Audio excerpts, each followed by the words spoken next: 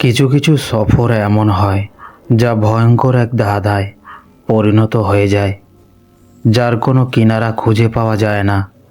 তখন আপনি নিজেই বিশ্বাস করতে পারেন না যে আপনি যা দেখেছেন, যা আপনার সাথে ঘটেছে, তা বাস্তব ছিল নাকি কোনো স্বপ্ন।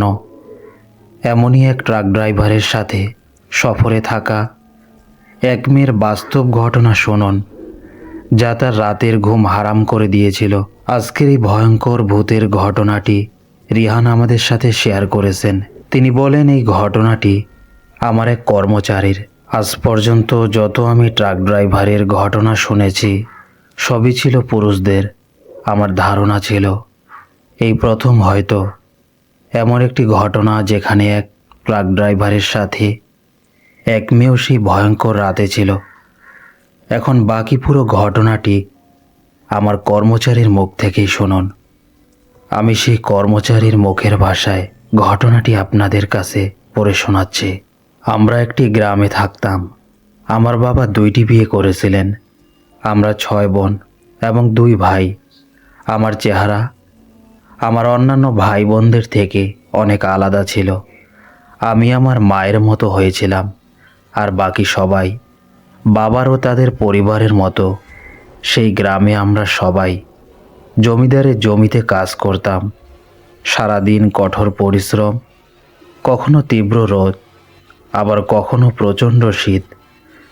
এরপর আমরা মাথাপিছু 5 থেকে 10,000 টাকা পেতাম। গম আমাদের জমিদাররা বিনামূল্যে দিত। সবজি ও ফল যখন ইচ্ছা তখনই কাছাকাছি যে কোনো ক্ষেত থেকে নিয়ে নেওয়া যেত। কিছু জমিদার আমাদের ফসল নেওয়ার অনুমতিও দিত। এভাবেই গ্রামে থাকতে থাকতে আমাদের কখনো খাবারের সমস্যা হয়নি। সমস্যা হতো শুধু জীবনের অন্যান্য প্রয়োজন মেটাতে। তাই আমরা শহর করাচির দিকে রওনা দেই।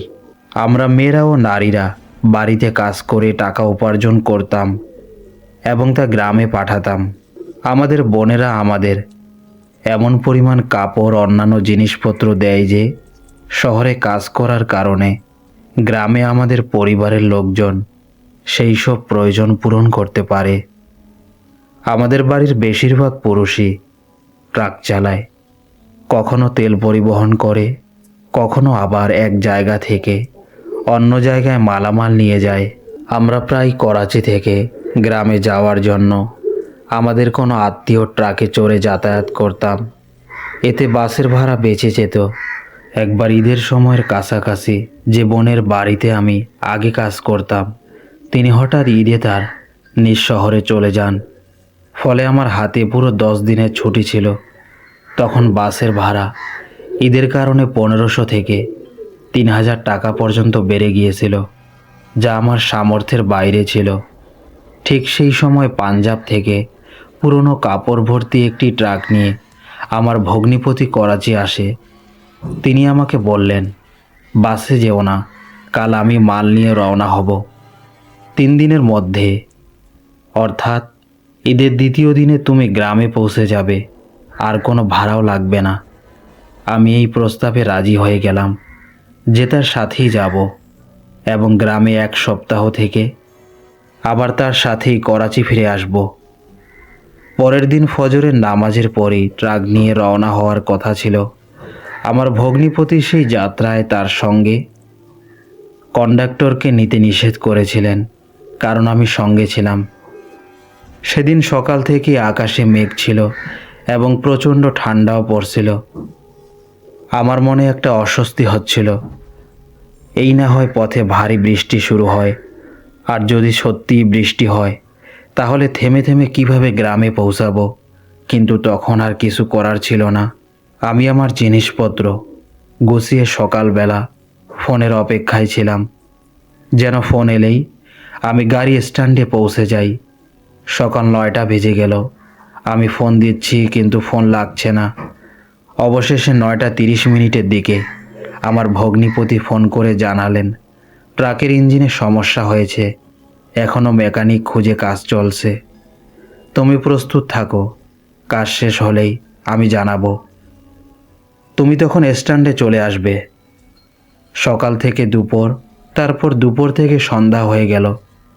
আমরা যদি বাসে করে গ্রামে যেতাম তাহলে প্রায় 8 ঘন্টায় পৌঁছে যেতাম এবং সাধারণত রাতেই পৌঁছে যেতাম, কিন্তু ট্রাকে গেলে থেমে থেমে যেতে হতো বলে পুরো সফর 3 দিনের মতো লেগে যেত। প্রায় সন্ধ্যা 5টার দিকে আমার ভগ্নিপতির ফোন এলো। তিনি বললেন, তাড়াতাড়ি স্ট্যান্ডে চলে আসো, কাজ এখনই শেষ হয়েছে। শীতের দিন ছিল আর মাগরিবের সময়ও হয়ে আসছিল। সারাদিনের বিরক্তি আর ক্লান্তিতে আমার চোখে ঘুম ঘুম ভাব ছিল, তবুও আমি দ্রুত স্ট্যান্ডে পৌঁছে গেলাম। পৌঁছে দেখি ট্রাকে মাল লোডিং ইতিমধ্যে শেষ হয়ে গেছে। আমি পৌঁছানোর পরে আমার ভগ্নিপতি যাত্রা শুরু করলেন, কারণ আগেই দেরি হয়ে গিয়েছিল। যাত্রা শুরু হলো। ধীরে ধীরে রাত নেমে এলো। কিছুক্ষণের মধ্যেই চারপাশ পুরো অন্ধকারে ঢেকে গেল। ঈদের কারণে রাস্তা স্বাভাবিকের তুলনায় অনেক বেশি ভিড় ছিল। সবাই দ্রুত বাড়ি ফেরার তাড়ায় ছিল। আমার প্রচণ্ড ঘুম পাচ্ছিল। তখন আমার ভগ্নিপতি বললেন, আগে গিয়ে কিছু খেয়ে চা খেয়ে নেই, তারপর ঘুমাবে, না হলে মাঝপথে ঘুম ভেঙে যাবে। আমি নিজেকে জাগিয়ে রাখার চেষ্টা করছিলাম। ট্রাক যত এগোতে লাগলো ততই আশ্চর্যজনকভাবে রাস্তায় গভীর ভিড় কমে যেতে লাগলো। অবাক লাগছিল আমার, কিছুক্ষণ আগেও যে গাড়িগুলো আমাদের সাথে ছিল তারা হঠাৎ গেল কোথায়? কিছুক্ষণের মধ্যেই রাস্তা একবারে ফাঁকা ও নির্জন হয়ে গেল। এখন শুধু গভীর অন্ধকার, শীতের রাত আর তীব্র বাতাস আমাদের সফরের সঙ্গী। ট্রাক এগিয়ে চলছিল। ঠান্ডা এতটাই বেশি ছিল যে আমি জানালা বন্ধ করে দিয়েছিলাম। কাঁপুনি শুরু হলে আমি গায়ে বড় একটা চাদর জড়িয়ে নিলাম। চারপাশে সম্পূর্ণ নীরবতা, শুধু মাঝে মাঝে প্রবল বাতাস আর ট্রাকের চলার শব্দই কানে আসছিল। এখনও যাত্রা চলছিল। হঠাৎ দূরে 2 জন মানুষ দাঁড়িয়ে থাকতে দেখা গেল। আমি ভগ্নিপতিকে বললাম, মুরাদ ভাই, এরা কারা? তিনি বললেন, লিফট নেওয়ার জন্য দাঁড়িয়ে থাকবে এমন মানুষ আমরা প্রায় রাস্তার পথে দেখি। আমি সেই 2 জন মানুষের দিকে মনোযোগ দিয়ে তাকাতে লাগলাম। ট্রাক যত কাছে আসতে লাগলো আমি দেখলাম 2 জন মানুষ, একজন পুরুষ এবং একজন নারী, কিন্তু তারা রাস্তার পাশে নয়, বরং একবারে রাস্তার মাঝখানে দাঁড়িয়েছিল। আমি ভগ্নিপতিকে বললাম, আপনি কি তাদের লিফট দেবেন? তিনি বললেন, রাস্তার মাঝখানে দাঁড়িয়ে আছে, আগে জিজ্ঞেস করি কোথায় যাবে, যদি পথে পড়ে তাহলে দিতে সমস্যা নেই। এরপর তিনি ট্রাক তাদের সামনে এনে থামালেন। জানালা নামাতেই ঠান্ডা বাতাস আমার গায়ে লাগলো। ভগ্নিপতি জোরে জিজ্ঞেস করলেন, কি ব্যাপার? পুরুষটি স্থানীয় ভাষায় বলল, তাদের গন্তব্য একটু সামনে, একটি হোটেল, সেখানে পৌঁছাতে দেরি হয়ে গেছে। এই পথে এখন পর্যন্ত কোনো গাড়িও যায়নি, যাওয়ার সম্ভাবনাও কম। তার স্ত্রী ওই ঢাবার রান্না করে। পুরুষটি স্থানীয় ভাষায় বলল, তাদের গন্তব্য একটু সামনে, একটি ধাবা, সেখানে পৌঁছাতে দেরি হয়ে গেছে। এই পথে এখন পর্যন্ত কোনো গাড়িও যায়নি, যাওয়ার সম্ভাবনাও কম। তার স্ত্রী ওই ধাবায় রান্না করে এবং কিছু জিনিসপত্র সঙ্গে আছে। আমার ভগ্নিপতি তাদের ভালোভাবে দেখে বললেন, আমার সাথে তো একজন যাত্রী আগে থেকেই আছে। লোকটি বলল, ক্যাবিনে একটু জায়গা দিন, আমরা কিছুক্ষণের মধ্যে নেমে যাব। ভগ্নিপতি আমাকে বললেন, তুমি একটু সাইডে সরে বসো, আমি ওই মহিলাকে জায়গা দিচ্ছি, তার স্বামীকে আমি পেছনের কেবিনে বসিয়ে দেব।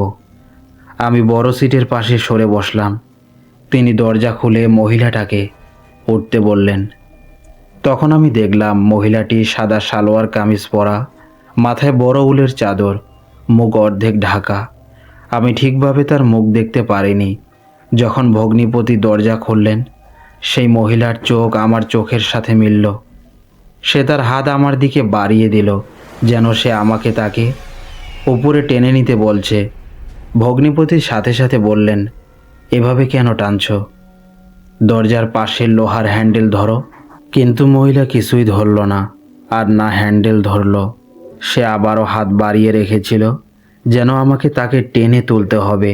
আমি ভগ্নিপতির দিকে তাকালাম। তিনি রেগে গিয়ে লোকটিকে বললেন, তোমার স্ত্রী উঠবে কি না?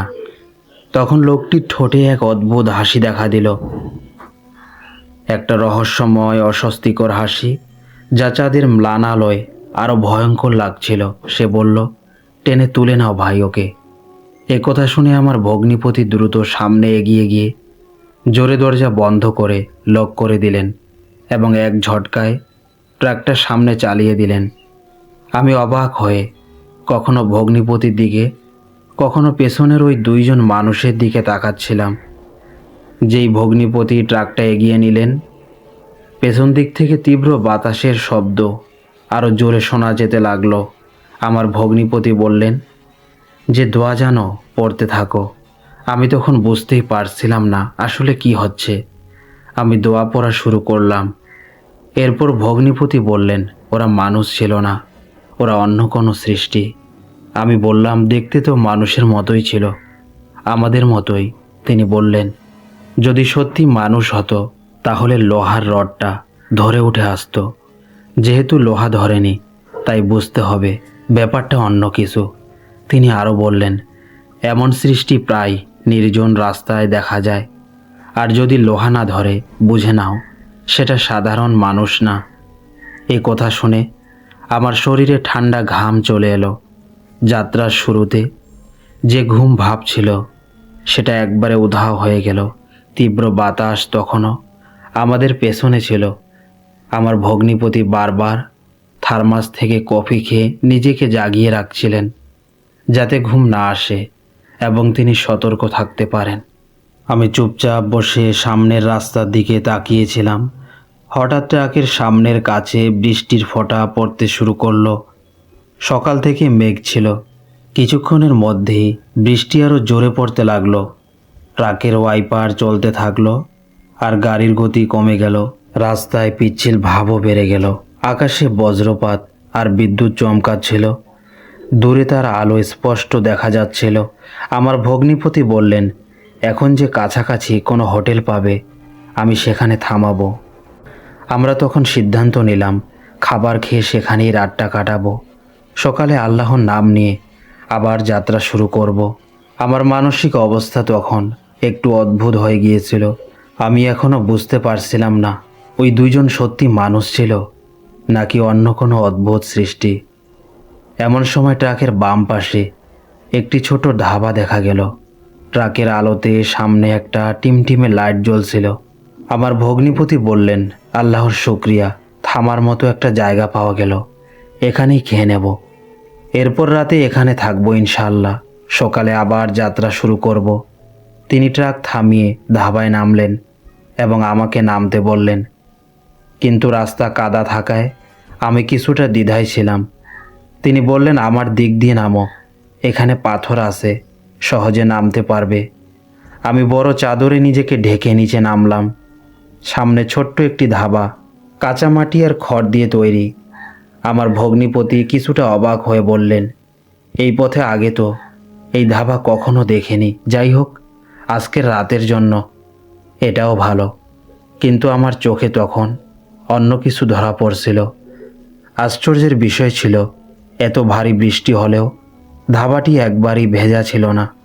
কাঁচা মাটির ঘর সাধারণত বৃষ্টিতে সাথে সাথে ভিজে যায়, কিন্তু এখানে না দেওয়াল ভেজা ছিল, না ভেতরে পানির কোনো চিহ্ন। আমি দেখলাম ধাবার ভেতরে মাত্র দুইজন পুরুষ এক কোণে বসে খাচ্ছে। তাদের পিঠ আমার দিকে, তাই মুখ দেখা যাচ্ছিল না। আর ভেতরে একজন নারী চুলায় বসে রুটি তৈরি করছিল, মাথায় ঘোমটা দেওয়া। সব কিছুই আমার কাছে কেন যেন খুব অস্বাভাবিক লাগছিল।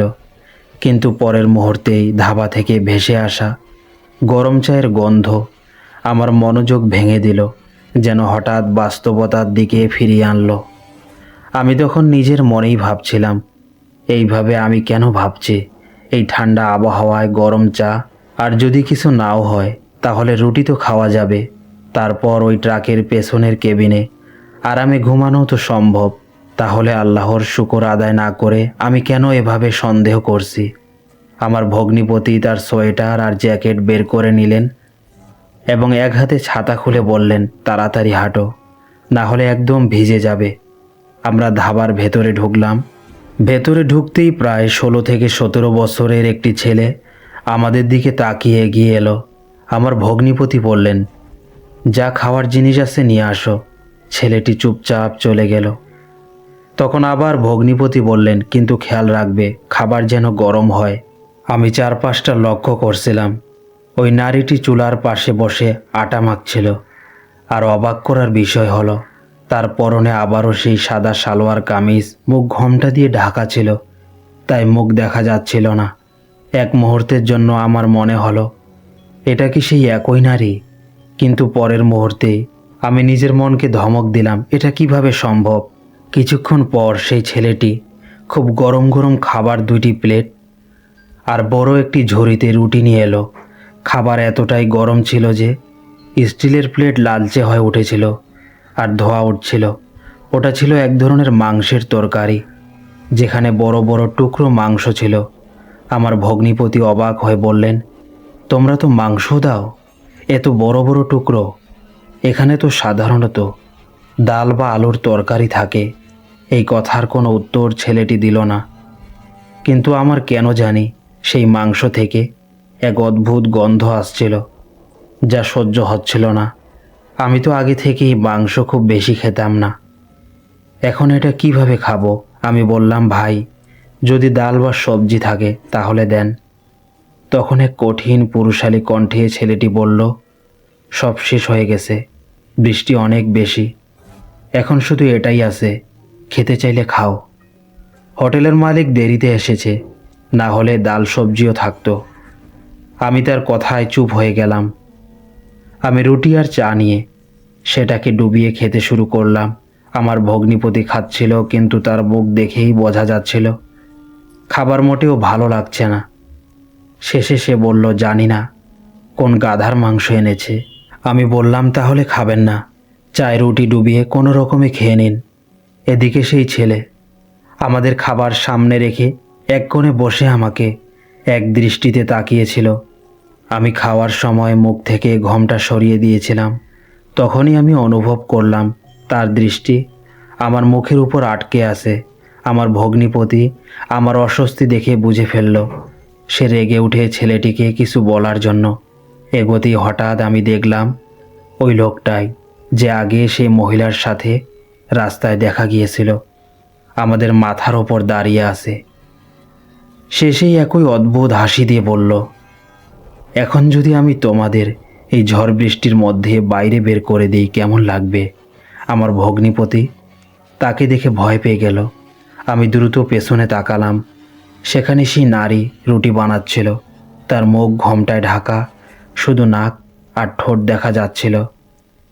তখন ভালো করে তাকিয়ে বুঝতে পারলাম এটা তো সেই একই নারী যে ট্রাকে হাত বাড়িয়েছিল। আর সেই পুরুষটাও যেন রাস্তায় যা বলেছিল সেই কথাই এখন বলছে। এখন দৃশ্যটা এমন ছিল, ওই নারী, ওই পুরুষ আর ওই সেই 16 থেকে 17 বছরের ছেলে, তিনজনই আমাদের দিকে তাকিয়ে আছে, আর আমরা দুইজন তাদের দিকে তাকিয়ে আছি। বাইরে বজ্রপাত হচ্ছিল, আকাশ গর্জন করছিল, আর আলো আধারিতে তাদের চোখগুলো অদ্ভুতভাবে জ্বলজ্বল করছিল। ভয় আমাকে পুরোপুরি গ্রাস করে ফেলেছিল। যদি আমার ভগ্নিপতির কথা মতো তারা সত্যি অমানবিক কিছু হয়। এই ভাবতেই আমার ভগ্নিপতির হাত কাঁপতে শুরু করলো। সে হঠাৎ করে তক্তা থেকে উঠে দাঁড়ালো, কিন্তু সঙ্গে সঙ্গেই সে মাটিতে পড়ে গেল। তার পেটের মধ্যে তীব্র ব্যথা শুরু হলো এবং সে কাতরাতে লাগলো। আমি বুঝতে পারছিলাম না কি করব, আর করলেও বা কী করার ছিল।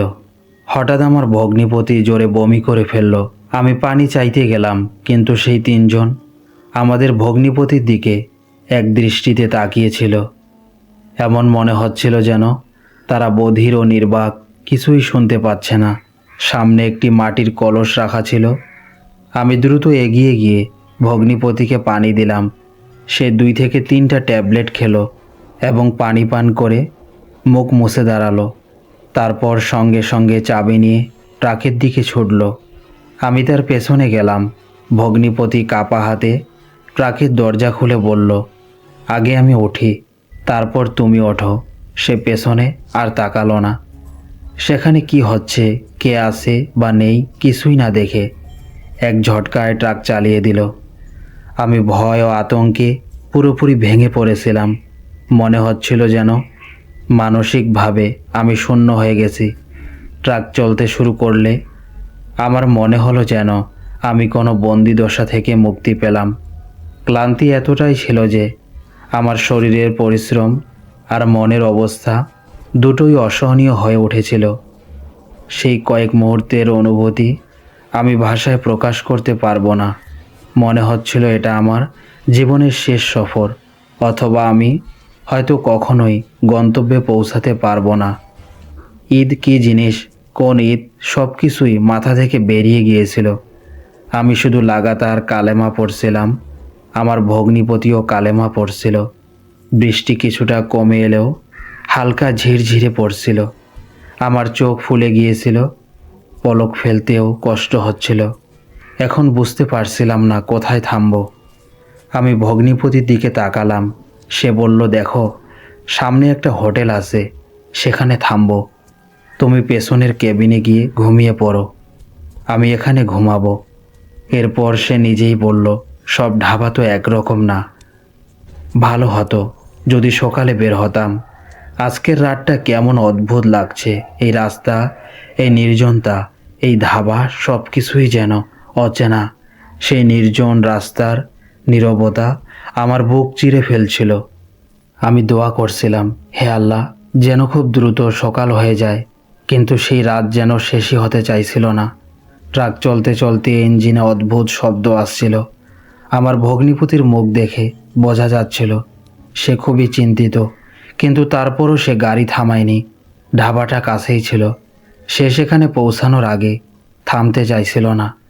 হঠাৎ কিছু দূরে আমরা দেখলাম রাস্তার পাশে উল্টে পড়ে আছে একটি সুজুকি গাড়ি। সম্ভবত কোনো দুর্ঘটনা হয়েছে, কিন্তু আশ্চর্যের বিষয়, গাড়ির আশেপাশে কেউ ছিল না। আমি ভগ্নিপতিকে বললাম, পুলিশকে ফোন করুন। সে বলল, আগে দেখি কেউ জীবিত আছে কি না, হয়তো আহতদের নিয়ে গেছে। কিন্তু গাড়ির অবস্থা দেখে বোঝা যাচ্ছিল এখনও কেউ সাহায্যের জন্য আসেনি। আমার ভগ্নিপতি ট্রাক থামিয়ে সুজুকির সামনে গেল এবং নামলো। আমি ভেতর থেকে জানালা নামিয়ে দৃশ্যটা দেখছিলাম। সে টর্চের আলোতে গাড়িটা ভালোভাবে দেখছিল। আমি হঠাৎ দেখি গাড়ির ভেতর ভাঙা জানালা দিয়ে এক সাদা ওড়না নড়ছে, যেন কেউ ভেতরে আসে। পরের মুহূর্তেই আমার ভগ্নিপতি ভয় পেয়ে দৌড়ে ট্রাকে ফিরে এলো এবং দ্রুত গাড়ি চালিয়ে দিল। আমি জিজ্ঞেস করলাম, কি হয়েছে? সে ভীষণ আতঙ্কিত ছিল। বলল, পানি দাও আমাকে। আমি দ্রুত তাকে পানি দিলাম। তার শ্বাস খুব দ্রুত ছিল, হাত কাঁপছিল। আমি বললাম, মুরাদ ভাই, কি দেখলেন? সে বলল, শুধু দোয়া করো যেন আমরা হোটেল পর্যন্ত পৌঁছাতে পারি। তার মুখ থেকে ঠিকভাবে কোথাও বের হচ্ছিল না। আমি কালেমা পড়তে লাগলাম আর দোয়া করছিলাম যেন আল্লাহ আমাদের নিরাপদে পৌঁছে দেন। ট্রাকের ইঞ্জিন থেকে তখনও অদ্ভুত শব্দ আসছিল। আমার মনে হচ্ছিল যদি ট্রাক এখানেই থেমে যায় তাহলে কি হবে। অবশেষে আমরা একটি হোটেলে পৌঁছালাম। হোটেলের বাইরে চারপাই পাতা ছিল আর সেখানে কিছু লোকও বসেছিল। যে ট্রাক থামলো, একজন লোক এসে বলল, ঘুমানোর ব্যবস্থা আছে, আমাদের এখানে চারপাই আছে। আমি ভালো করে তাকিয়ে দেখলাম সে একজন বৃদ্ধ মানুষ।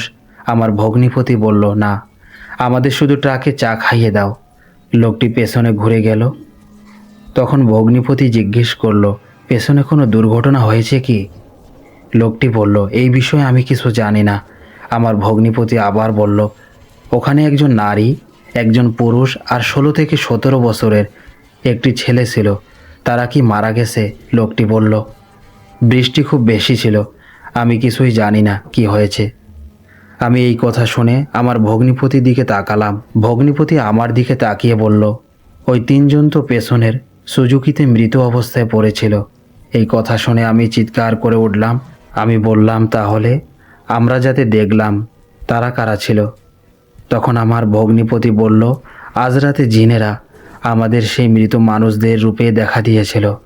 এর বেশি আমি কিছু বলতে পারি না। আমার অবস্থা তখন খুব খারাপ ছিল। আমরা সেই রাতে ট্রাক থেকে নামিনি। আমি আর আমার ভগ্নিপতি পুরো রাত জেগেছিলাম। চারপাশ সব কিছু ভয়ঙ্কর লাগছিল। কখন আবার সেই অদ্ভুত সত্তাগুলো ফিরে আসে, এই ভয়ে আমরা দোয়া পড়তে থাকলাম, কারণ তখন আর কারো ওপর বিশ্বাস ছিল না। ফজরের আজান হলে আমার ভগ্নিপতি গাড়ি থেকে নেমে হোটেলে নামাজ পড়ল। সেই রাত আমি জীবনে কখনো ভুলতে পারবো না। যদি ওই নারী, পুরুষ আর ছেলেটা সত্যিই সেখানে মারা গিয়ে থাকে, তাহলে আমরা যা দেখেছিলাম সেটা কারা ছিল? এই প্রশ্ন আজও আমার মনে ঘুরে বেড়ায়। আমরা শেষে গ্রামে পৌঁছাই, আর মুরাদ ভাই আমাকে যা বলেছিল তা আজও আমার মাথা মানতে চায় না। সে বলেছিল ওই রাতে ওই জায়গায় কোনো দুর্ঘটনাই হয়নি। এই ছিল ঘটনা। তো লিসেনার্স, ঘটনাটি আপনাদের ভালো লেগে থাকলে ভিডিওটিতে লাইক করতে ভুলবেন না, এবং ঘটনাটি আপনাদের কেমন লাগলো অবশ্যই কমেন্টের মাধ্যমে জানাবেন। আর চ্যানেলে যারা নতুন আছেন অবশ্যই চ্যানেলটি সাবস্ক্রাইব করতে ভুলবেন না, এবং বেল আইকন নোটিফিকেশন অল করে রাখবেন। এতে করে যখনই আমি নতুন ঘটনা আপলোড করব, নোটিফিকেশনের মাধ্যমে নতুন ঘটনার আপডেট পেয়ে যাবেন। লিসেনার্স, চলুন এবার আরেকটি ঘটনার দিকে যাই। আপনাদের জন্য আরেকটি ঘটনা যা শেয়ার করেছেন ওহিদ।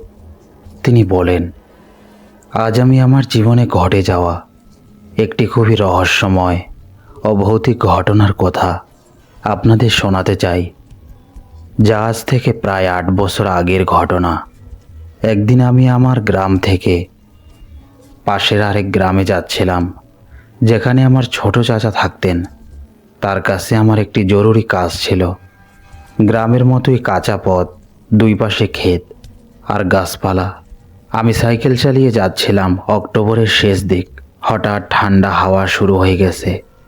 আমি সামনে এগোচ্ছি, এমন সময় রাস্তার পাশে একটি বড় গাছের দিক থেকে একটা ছোট বাচ্চার কান্নার শব্দ কানে আসতে লাগলো।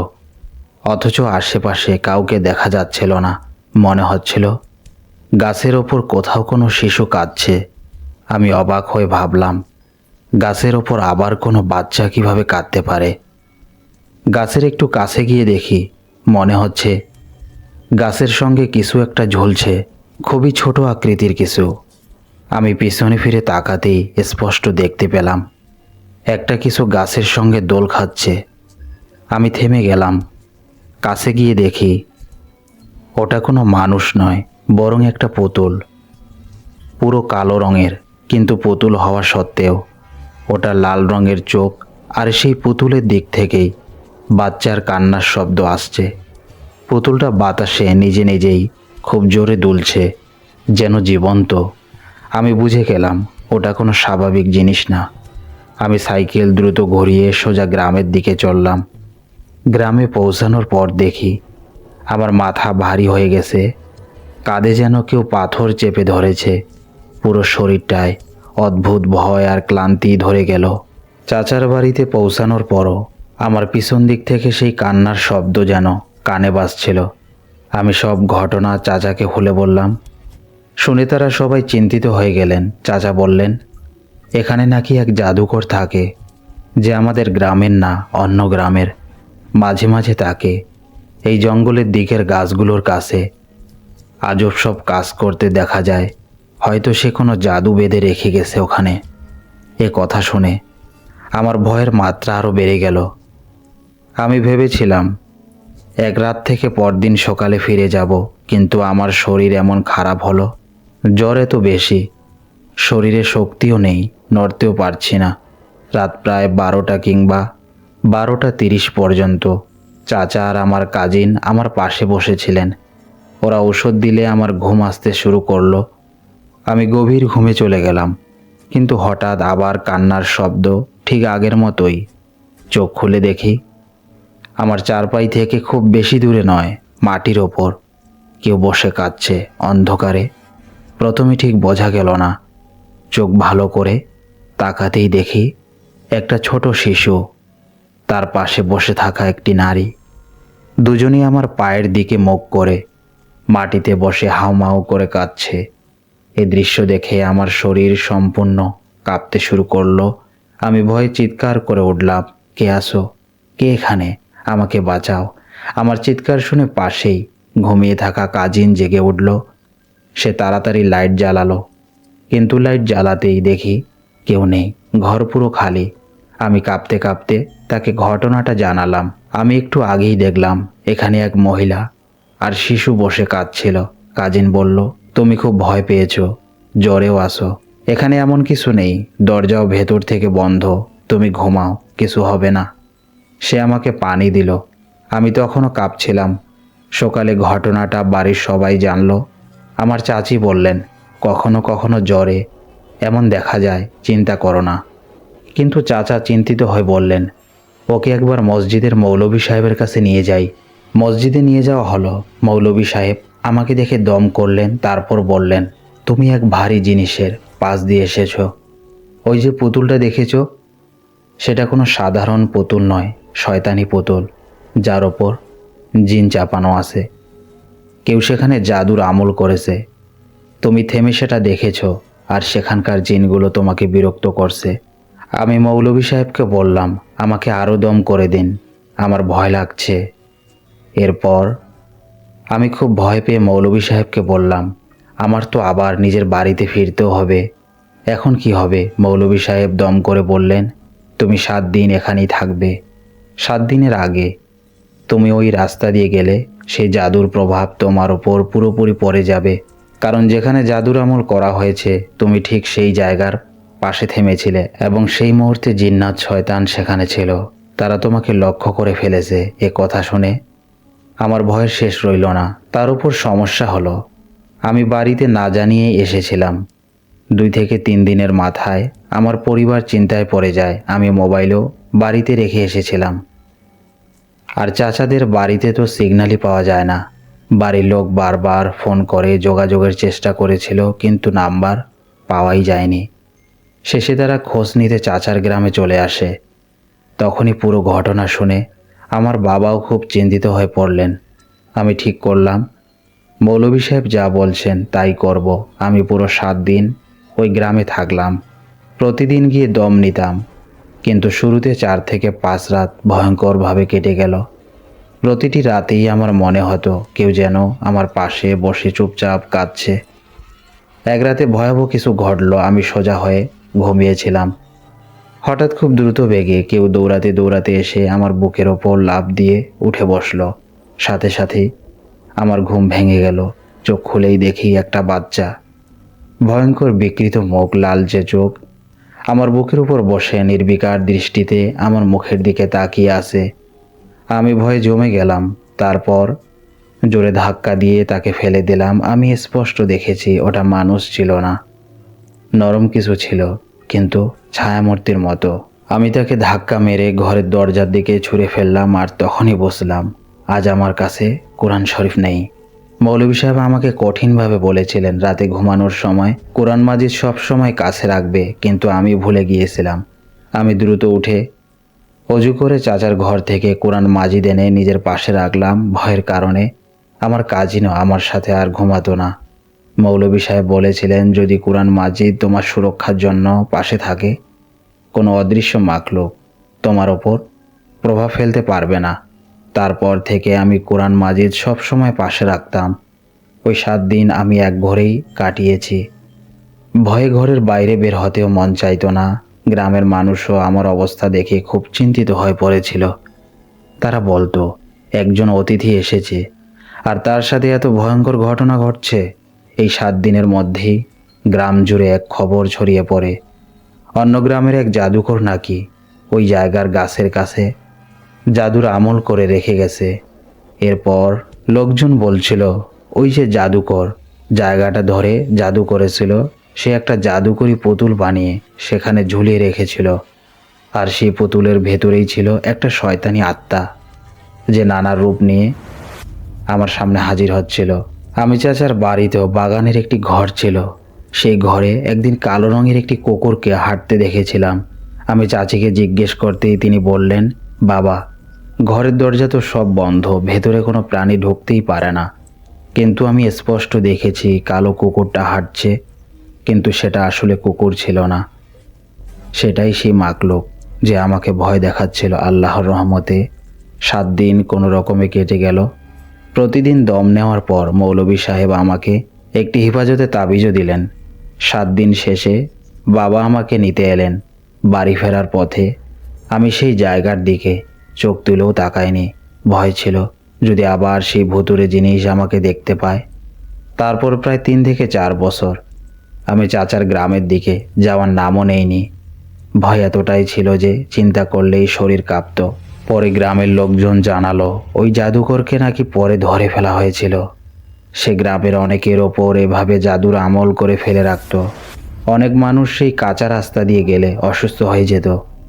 এমনকি লোকজন বলতো ওই গাছের চারপাশে জিন্নাত এত ছড়িয়ে পড়েছিল যে সন্ধ্যার পর কেউ ওই পথে যেতে সাহস করতো না। কিভাবে মানুষ এমন ভয়ঙ্কর কাজ করতে পারে, এটাই ভাবলে গা শিউরে ওঠে। আল্লাহর ভয় না থাকলে মানুষ অকারণে অন্যকে কত বড় ক্ষতি করে দিতে পারে। ওহিদ আরও বলেন, আল্লাহ আমাদের এসব জাদু শয়তানের হাত থেকে সব সময় হেফাজত করুন। বাইরে কোথাও গেলে বা অচেনা রাস্তায় চলতে হলে অবশ্যই হেফাজতের দোয়া পড়তে হবে। এই ছিল ওহিদের ভয়ঙ্কর অভিজ্ঞতা। যখনই আপনি কোনো অচেনা নির্জন জায়গায় দিয়ে যাবেন আর হঠাৎ কান্নার আওয়াজ শুনবেন কিন্তু কাউকে দেখবেন না, কখনোই পিছনে তাকাবেন না, কখনো উৎস অনুসন্ধান করতে যাবেন না, কারণ এমন অনেক সময় অদৃশ্য কিছু মানুষের মনকে আকর্ষণ করে ফেলে। এই ছিল ঘটনা। সবাই ভালো থাকবেন, সুস্থ থাকবেন। আল্লাহ হাফেজ।